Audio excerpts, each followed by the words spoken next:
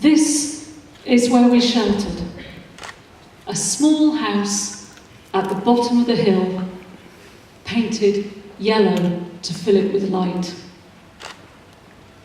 I look at it now, held together with tapes and memories, bursting with books and outgrown coats.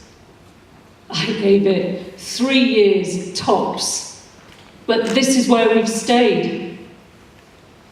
And this is where I kept running from. Packing 2 small kids into the car, weekend after weekend, to drive anywhere but here, to the sea, breathing with the tides, skitting like tossed pebbles across the surface of the days.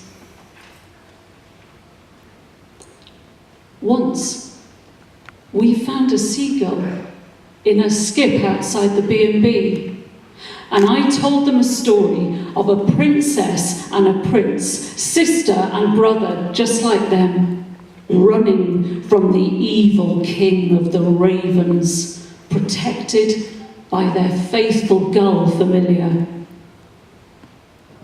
They cried because that beautiful bird, with its hard white and soft grey plumage, yellow beak and brittle eye, wingspan the size of our house, lay dead amongst builder's rubble, an old chair and chip paper.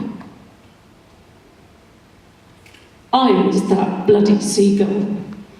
I was their protector. I still am a seagull, like that one in the Chekhov play, shot dead for unrequited love.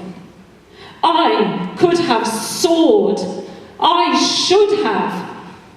Instead, I protected this place, where they venture in short forays, returning to the safety of my wingspan.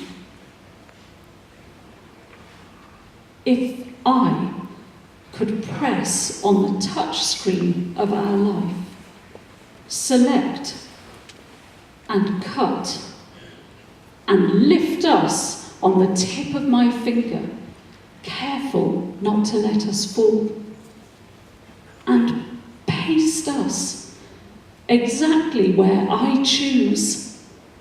If I could do this, our lives could be measured in success, not disappointment. But this is where they run to.